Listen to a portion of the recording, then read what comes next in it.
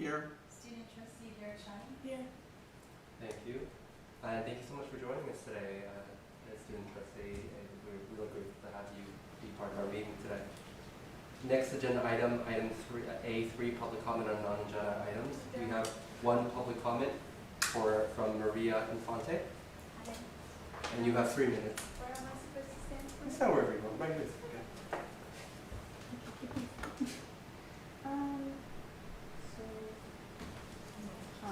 So, hello everyone. Good evening. My name is Maria Infante, and I come as a member of the Environmental Sustainability Committee. As the new academic year starts up and new decisions come to the table, I wanted to voice some of my personal concerns or thoughts about the approaches of sustainability, centering on sustainability on campus, centering on the accessibility for students. I think a big and important part of the sustainability movement and how we approach decarbonization in PCC is to let students know of what is happening, what are the decisions that are being taken.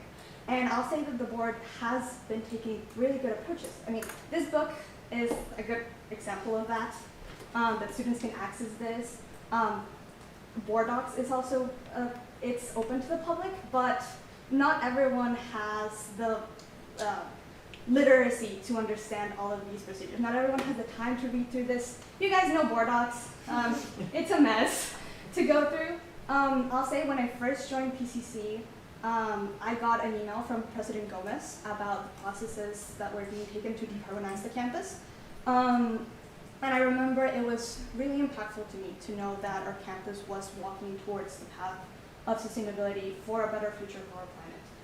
And that was one of the direct ways that the PCC administration reached to me as a student to let me know that this was a matter that mattered to us as a community. And it matters to me, and I want PCC to also care about it, and for other students that care about this to know that we care about this.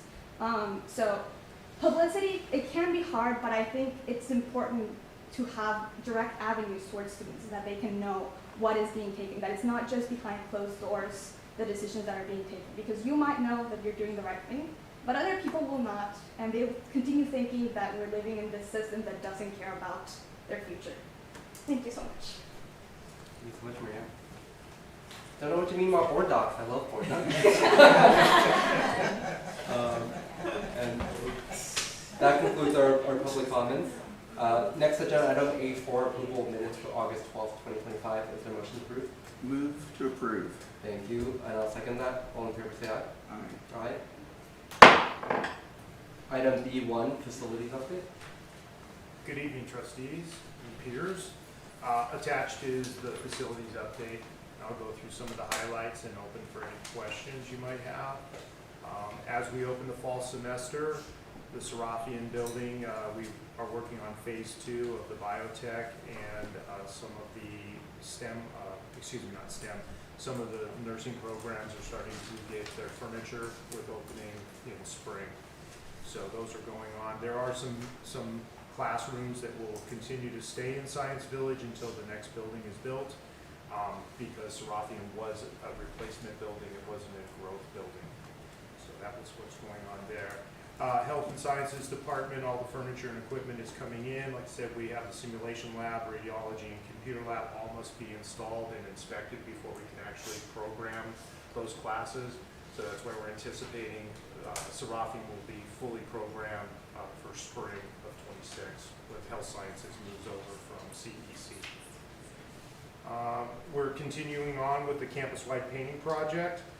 We just finished up the R building over the summer, and there's a few pictures on the backside. They redid all the decking, repainted that, and then cleaned up all the trim. So they're on to the next, they're just finishing up the exterior of that, and they'll be on to the next buildings as they wrap that up for early of next year.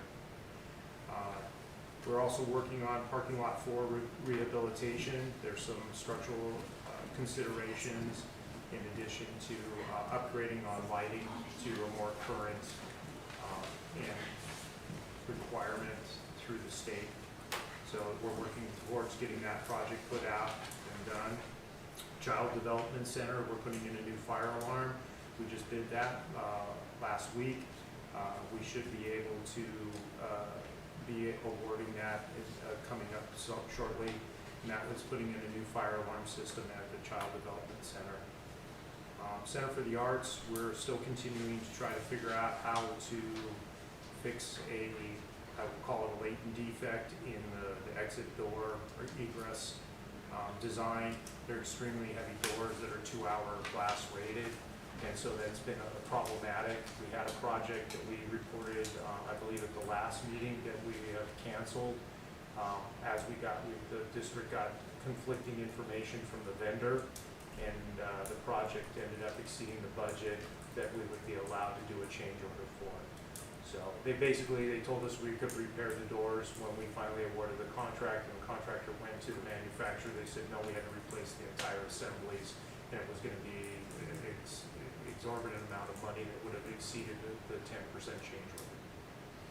So we're continuing to work through on that, on the repair in the meantime as we come up with a redesign for those stairwells. Upcoming projects is the Phase 2 roofing on the main campus. We have the Veterans Resource Center that we're bidding this month. And the big one is Rosemead Satellite Campus. We now have all the teams in place. This is the HGA Architects.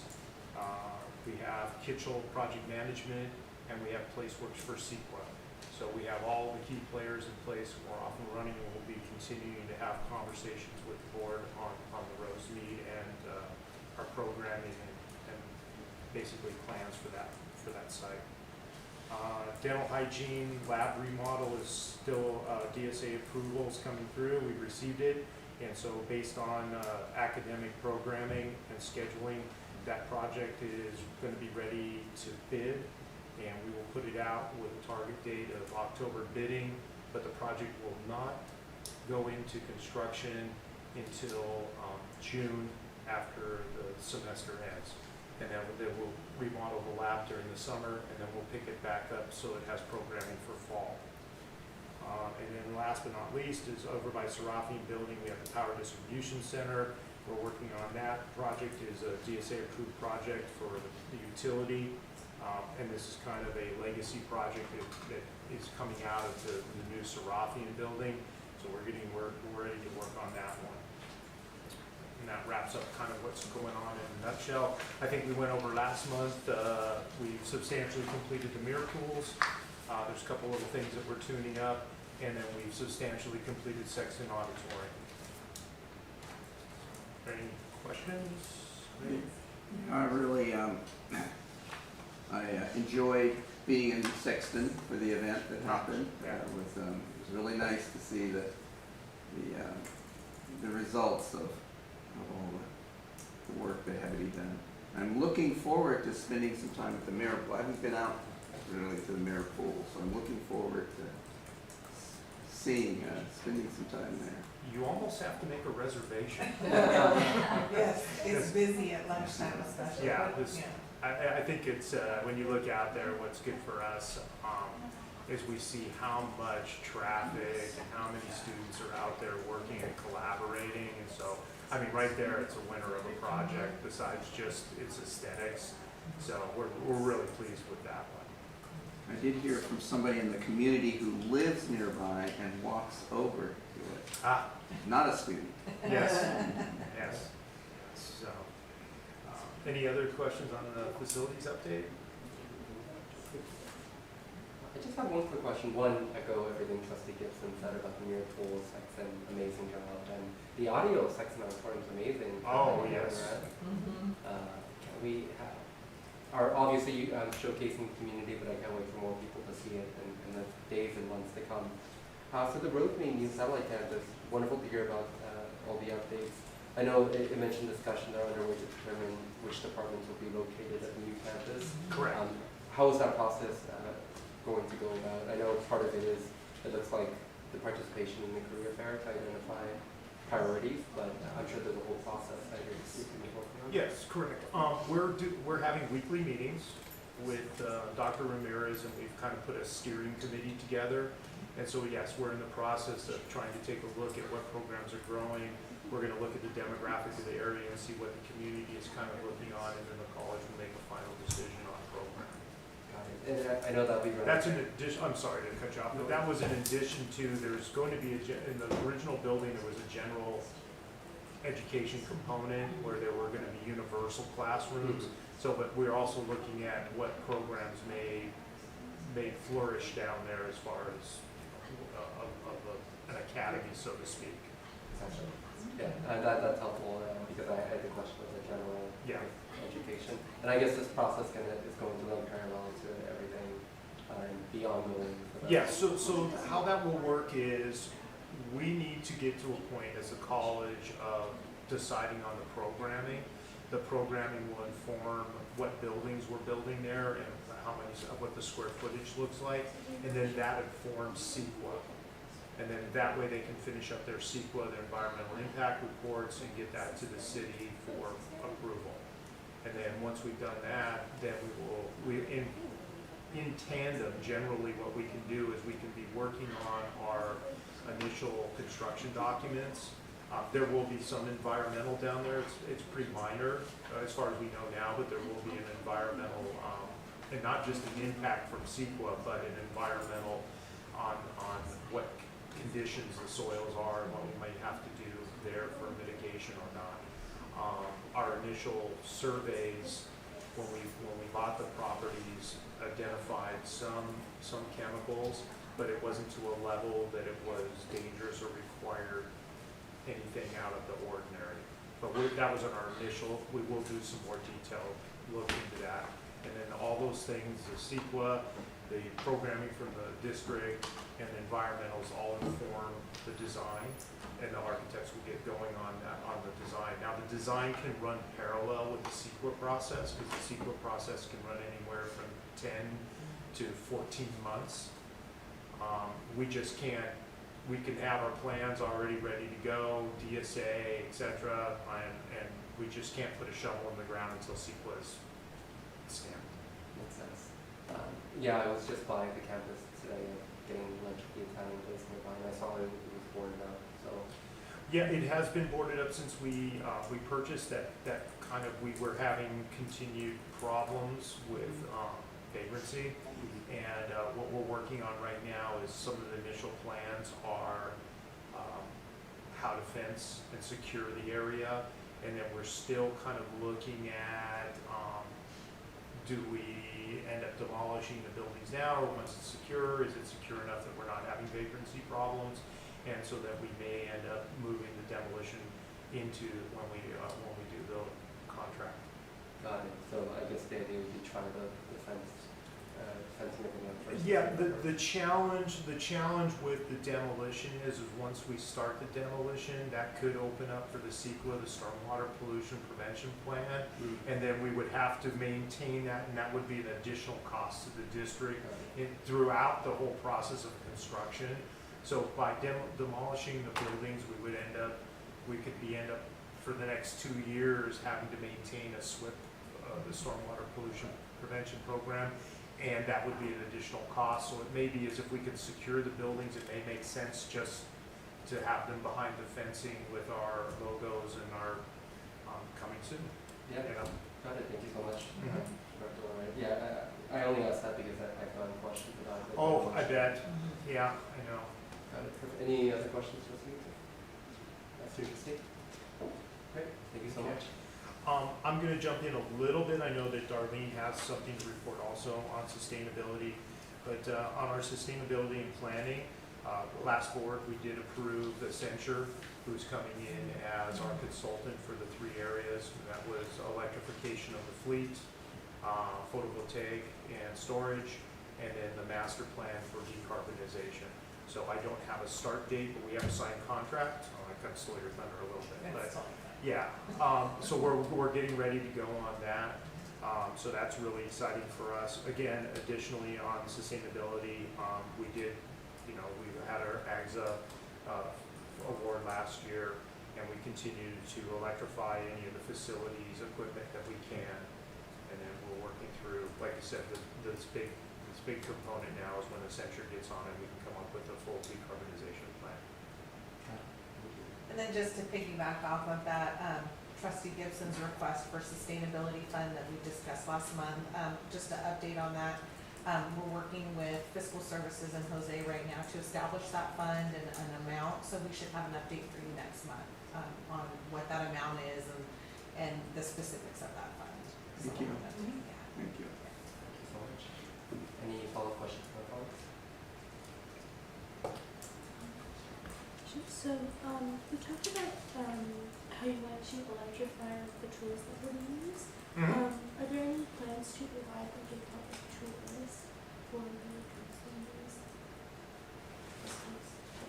We can disclose that, that's not an issue. Yeah, we pretty much, in order for the AGSA, that was focused on the Green Zone Alliance, and that was focused on all of the landscaping. So again, what we run is we generally run all of our carts on campus are electric. And then what we've got is for the AGSA, all of our groundskeeping equipment has gone to electric. So we don't have any internal combustion engines, we don't have any more leaf blowers or weed trimmers or any of the grass trimming, that's all electric now. And then so generally most of our trades, we do use, all of our stuff is electric, all the drills and things like that. We still have some pieces of equipment that obviously, we have a few dinosaur things still around that are gas powered because the technology is not there yet. It's especially, we're working towards, we do pressure washing, which requires heated water.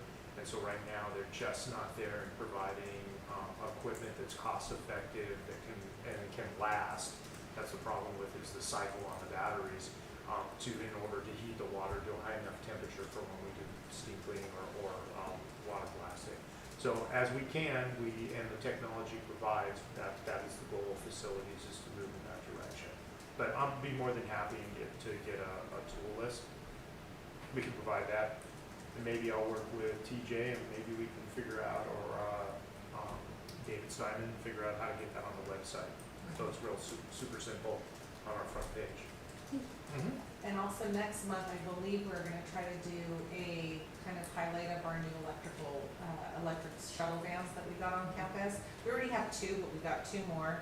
I don't know if you've seen it, also driving around, we have a concept car, with Chevy for a police car. So they're kind of driving around, testing it out a little bit, so we may decide to purchase that. But one thing that is coming in, I believe, at the end of this month is CTE will have an electric van as well. And the purpose of this van is going to be outfitted so that inside it's actually going to be an outreach vehicle, so that when they go to various sites, they can do outreach within their vehicle. But it's fully electric, and that gets delivered at the end of this month as well. It's not really facilities related, but it impacts facilities. Just so you know, is this month we are in the middle of recruiting for the sustainability director. So we're in our getting ready for first round interviews for that, and so that is a position that will work in parallel or hand in hand with facilities and some of the other stakeholders on campus. I know that when we went through our facilities master plan, in addition to what I'll just call the nuts and bolts of it, the actual physical stuff, there was also, when we adopted STARS, there was an educational component. And so that this position would then work with academics so that we can work out our whole STAR program. So it's not just facilities, it's also what we teach here and how we interface with the community. Okay, well, we're very excited about that. Any follow-up questions? Thanks so much for y'all's work on all of this. And then the next agenda item, the upcoming Measure PCC contracts. Yeah, the only item I have on here for you guys tonight is, we only have one item on there for, on the contract log that's above the 250,000. And you guys already previously authorized the, award to HGA for the Rosemead campus, but this is just the amendment to the master agreement. And this is only for, phase 1, which is basically, for design services for the pre-design stage programming piece. So phase 2 will come in once construction, once we have a cost for construction, and it'll be about, I think, 6.9% of the construction cost. Okay. So, yeah, so this is just phase 1. the first part of the contract for the Rosemead campus to HGA.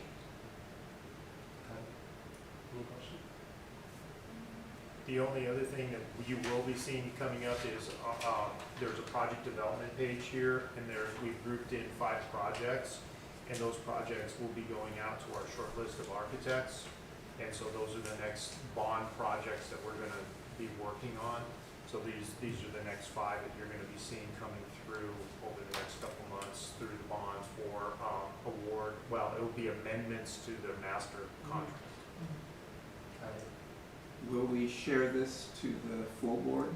I was actually just gonna say, I think it'd be helpful if we could just get a couple copies of this, just put on each trustee's desk tomorrow, just so that they have. And Certainly. Sure. when they get questions, they're just aware of these projects going on. And my understanding too so project group 1, these 3 are sort of in tandem, right? Well, what we've done is we've grouped them either geographically, and also in, I guess, what I would call what makes the most sense for staging or what's going on. So, obviously, the pool has been, the aquatic center's been offline, Lancers Pass has been offline, and the demolition with the W building is closed. Those are all in one concentrated area, so that project design would go out all together. They would come in in various times. Lancers Pass could possibly be open for culinary faster than the aquatic center, or they may come in tandem. And again, with the W building demolition, there will be some consideration there of, temporary locker rooms and showers for the use of the pool. So the pool would come up, and pool and Lancers Pass would be occupied and usable prior to the W building replacement project. Question about the demolition. Is it gonna happen during not the main academic time, during like the winter or summer? Is that likely? Yeah, that I have to work that out with, especially with the ITV building and auto and welding. I mean, luckily it's a small footprint compared to what we had to do with Serafian building, and luckily it's only 2 stories and it's mainly concrete. So we're looking at scheduling in the big broad strokes. We're just before moving VRC out of there. Then we will have to do our hazardous materials survey and abatement of those materials. And so we're trying to look at some windows, but no later than summer 26. We would start as soon as the spring semester starts. During that summer course, we would end up going full swing in that, so that when we come back for fall, it's a graded site. Thank you. The only thing I would like to bring to your attention is we were looking for master planning on the west side of campus. That was group number 5. That is the reasoning behind that is as we originally in our master plan, we were looking at the quad and also the current student services building. But then when we looked at the W building and what may go on with the R and the gallery, the old G building, it kind of made sense for us to kind of re-look at that, because the lot 3 entrance really becomes a main entrance to the campus, and a lot of the students, and so we were kind of thinking that we needed to take a step back and take a look at that area again before we finalize what would go in the W building footprint. This really is just an opportunity, to take advantage of it. Take a step back and look at how it all fits together. Thank you. Any other questions from me? Okay, thank you so much. Lovely update. Super helpful. And yeah, look, meeting schedule C1. I think we're still keeping it the same date, and Trustee Gibson raised the possibility of moving the meetings to 5 or 5:30 p.m. I'll discuss offline with Trustee Chanel and Student Trustee and Dr. Gomez about that. Item D1, proposed future agenda items. Seeing none, item E1 is a motion to adjourn. So moved. Is there a second? All in favor, say aye. Aye. Great. Meeting adjourned at 6:31 p.m. Thanks, you folks. Thank you. Thank you for coming today.